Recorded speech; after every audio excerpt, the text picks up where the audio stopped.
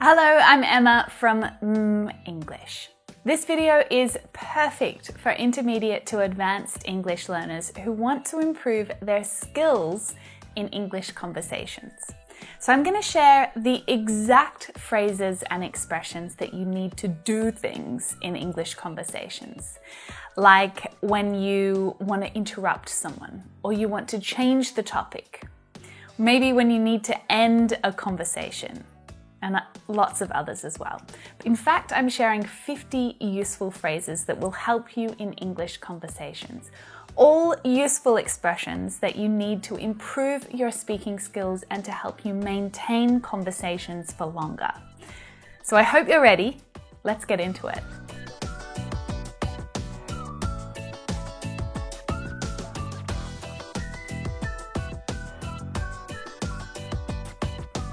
Now, a lot can happen during a conversation. Talking about the topic is one important part, but to speak fluently and to speak with ease, you need to have a range of conversation tools up your sleeve. Because there are lots of other shifts and changes that happen during a conversation, depending on who you're talking to, what's going on around you, and whether or not you're interested or not. Right now, we're going to focus on the tools that you need to move around in your conversations easily and naturally. All right, and if you make it through to the very end of this video, I'm going to share some advanced expressions to help you talk about controversial topics, to help you express your ideas when you know that not everyone's going to agree with you, right? And you want to prepare them for that. Now, if that sounds a little too intense for you, and maybe you want to start by focusing on simpler conversation strategies about just starting a conversation with someone, then I recommend that you first watch this lesson up here. So conversations are always two ways, right? That's what makes a conversation. So as you give your opinion or you share something, it's always nice to invite the other person's opinion, right? And this is a really important strategy to help you extend your conversations, asking for other people's opinions. So what do you say when you're asking for other people's opinions? Well, quite simply, you could ask, do you agree? Very basic. It's quite closed, that question. So what about if you opened up that question to get a more interesting answer? What do you think about that? What's your opinion? Or how do you feel about it?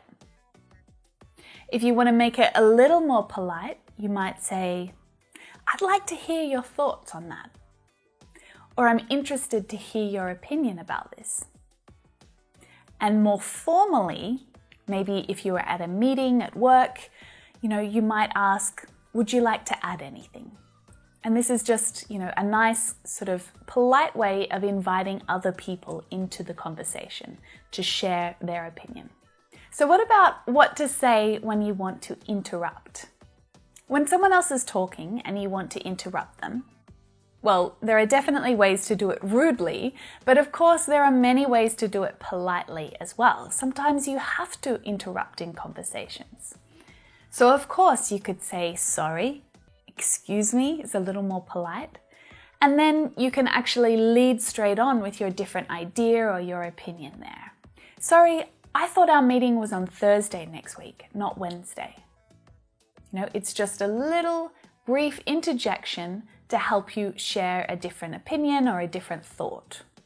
Now, you can informally interrupt someone to add an idea to a conversation by saying, do you mind if I add to that? Or can I jump in here? And that literally means, can I jump into the conversation right now at this point? I've got something to share. I want to say it. Now, there are some more polite ways to express this as well. You might say, sorry to interrupt, but I've got something to say, or sorry for interrupting. Now, there's not a lot of difference between those two. I would just say that sorry to interrupt is probably used more when you're speaking directly to the person that you're interrupting. And then maybe if you're stepping into a room full of people talking, a meeting room or something like that, then you might say, "Oh, sorry for interrupting. I just needed to share something with you." Now, to go even more formal than that, perhaps if you're working in a hotel and you need to interrupt a customer, you might say, "Sorry, may I interrupt you for just a moment?" Or, "If I may interrupt you for a minute, I'd like to share something with you." Oh, actually, if you don't mind me interrupting for a moment, I'd love to tell you a little bit about the Ladies Project. If you're a woman wanting to develop the confident English-speaking version of yourself that's just as expressive, as intelligent and interesting as you are in your own language, then you should definitely check out the Ladies Project. It's a lively online community that helps women around the world to meet and practice speaking English together. We have real conversations about the things in life that are most important. We can help you to quickly find reliable speaking partners, offer you guidance from native teachers, build your conversation skills, and overcome your fears and your frustrations about speaking English fluently. So if you want to keep improving your English conversation skills, or maybe you're looking for a way to maintain the skills that you've already developed, then I hope you'll come and check it out. We're accepting new members right now, but only for another week. So to find out more, click the link in the description below. Okay, where was I? That was a good example of what to say when you've gone off topic. If you go off topic, it means that you started talking about something. So for example, apples. But while you were talking, you started to talk about something else. You know, maybe you got distracted or you got excited and went off telling a different story. Or even the other person that you're talking to has gone off topic and you're thinking, how on earth did we end up talking about potatoes? You've got to get your conversation back on track, right? And it really is just that simple shift in the conversation. So here's how to do it. So anyway, getting back to my story. As I was saying, where was I? Yes. You can also combine some of these expressions together. So anyway, where were we? Yes, you were talking about apples. What to say when you think you understood, but you need to double check. These are really important expressions to learn to help you as you're listening so that you can feel more confident about your answers. You know, when you're answering someone else's question, this is just a little check to make sure you're answering it accurately. So if you didn't quite hear perfectly, you could say, so what you're asking is, and then repeat back what you heard. So what you want to know is, and then repeat. Do you mean, and then paraphrase what you heard? Or you could say, in other words, what you're saying is. And this is a really natural part of conversation. Native speakers are not going to care if you ask them to confirm what they said, because it just makes it much easier to continue the conversation, right? If you're working in customer service, maybe at a hotel or at a restaurant or something like that, then using the verb confirm is a little more formal. You might say, I'd like to confirm what you said. Or, excuse me, can I just confirm that or what you said? Naturally, we agree and we disagree with people all of the time, right? And there are so many different ways to do this in English. Agreeing is pretty simple, right? You can just say, yes, absolutely, to say that you agree. I completely agree with you. And we have this really fantastic expression, which is, I couldn't agree more. I couldn't possibly agree more. I really strongly agree with you. But what to say to somewhat disagree? Now, all of these examples are ways to say that you accept some of the ideas that the other person has shared, but you don't completely agree with them. Okay, so you might say, I see what you mean, but, and then express, a different opinion. I understand your point of view, but I can see where you're coming from, but I agree with you up to a point. However, I've got a different opinion. So then, what to say when you disagree completely? I don't feel the same way. Actually, I don't quite agree, or I disagree. I'm afraid I don't agree with you on that, or about that.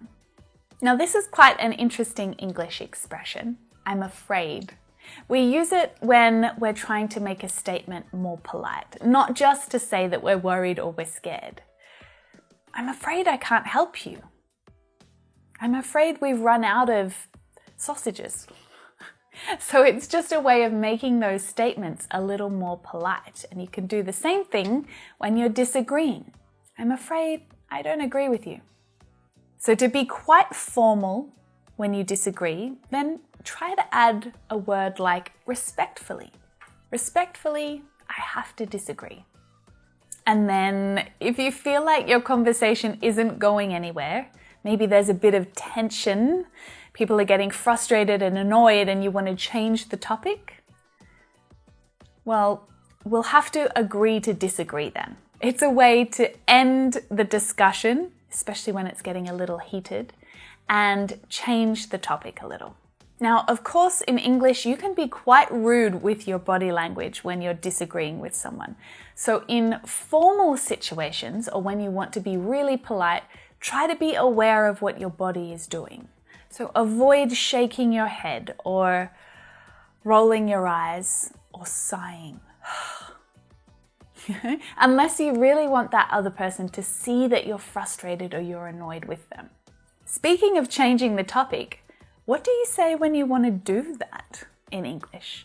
What to say to change the topic? Now, this is useful. You might want to change the topic for a few different reasons. It could be as simple as you've run out of things to say about the topic.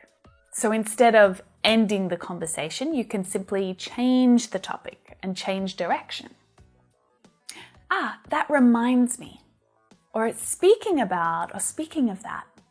This is a really useful expression or way of, kind of linking two ideas in a conversation. Speaking about your holiday to Greece, did I tell you that I've got a trip planned later in the year? But maybe you just want to introduce something completely different. So then you could try, oh, by the way, did I tell you about this? Or, while I remember. Or before I forget, I've got something I want to say. This has nothing to do with what we're talking about, but I've got to share it anyway. I know this is completely changing the topic, but I've got to tell you. So what to say when you're talking about a controversial topic? Now, this is more advanced conversation skills, but maybe you want to talk about politics, religion, social issues. I quite enjoy learning about these topics and having discussions about these things, but I know that my views will not always be the same as everyone else's.